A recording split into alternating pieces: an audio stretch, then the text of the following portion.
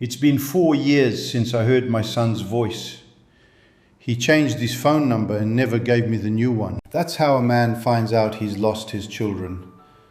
Not with a shouting match, not with a slammed door, with a dial tone. You call, a stranger answers, and you realize the door was shut a long time ago and nobody told you. My name's Gene. I'm 66 from just outside Pittsburgh. I raised 2 kids and I've got 3 grandchildren I haven't held in 5 years. And I'm not going to sit here and tell you it was all their doing. It wasn't. I had a hand in it, and I'll be honest about that because I'm too old to lie now. But this isn't a story about how I lost my family. It's a story about how, at 66, in a little town in Portugal I'd never even heard of, I found one. Strangers, most of them, and they did the thing my own blood wouldn't. Let me tell you how. It started when my wife died, Marie.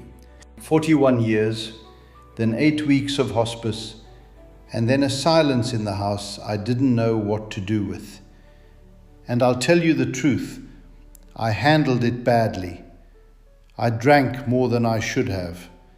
I got angry at things that didn't deserve it. At the funeral, I said something to my son I'd give anything to take back. And I never really did take it back, because I was too proud and too broke inside to know how. Grief makes you ugly sometimes. Nobody warns you. And my kids, who were grieving their mother, got a father who turned into someone they couldn't be around. So they stepped back. My daughter's calls got shorter, then monthly, then birthdays only, then nothing. My son just closed the door. I kept telling myself it would blow over. Next Christmas, next grandchild's birthday. But the next Christmas came and the phone didn't ring. And I sat in that house with Marie's chair still where it always was. And I understood this wasn't a storm passing through.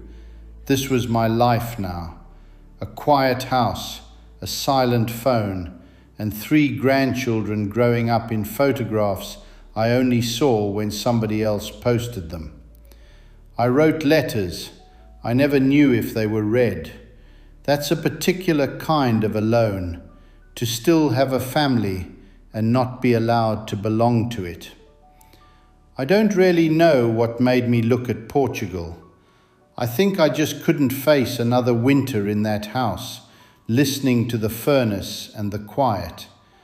I'd seen something about folks my age starting over there, and one night, mostly to have something to do that wasn't remembering, I started reading. And it wasn't the sunshine that got me, or the price of things.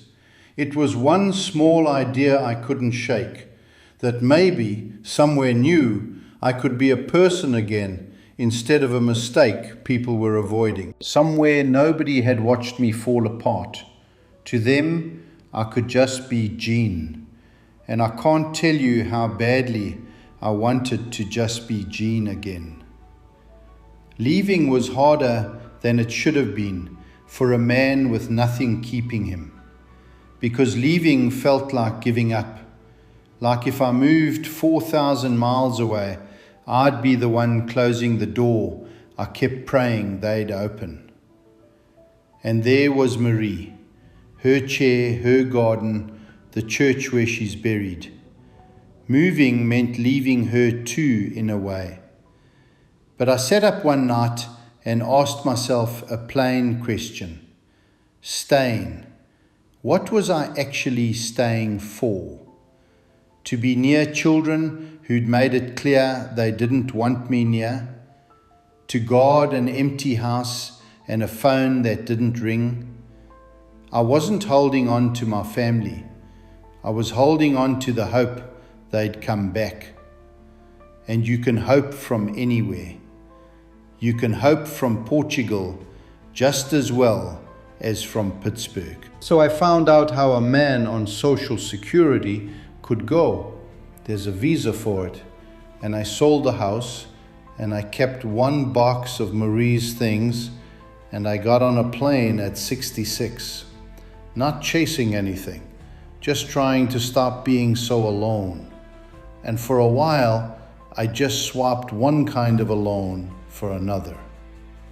There's an agency you deal with over there, AIMA, and doing it by yourself, jet-lagged and heartsick, is its own small hell. I couldn't speak the language.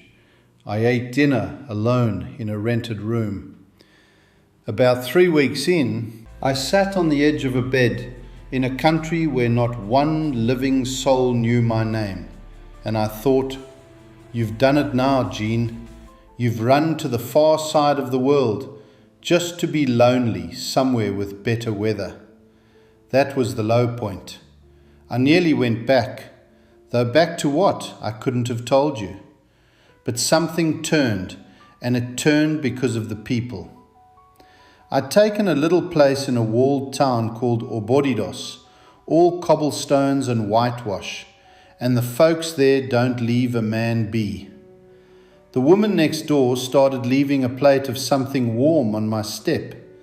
The fella at the cafe learned my order, then my name. There was a young couple down the lane with 2 small kids, and somehow I ended up mending their gate, and then minding the little ones of an afternoon, and then being expected at their Sunday table. Not invited, expected. Do you know what that word does to a man who'd been unwelcome for 5 years? Expected. That was 2 years ago. I won't tell you it's perfect. I'll tell you it's real.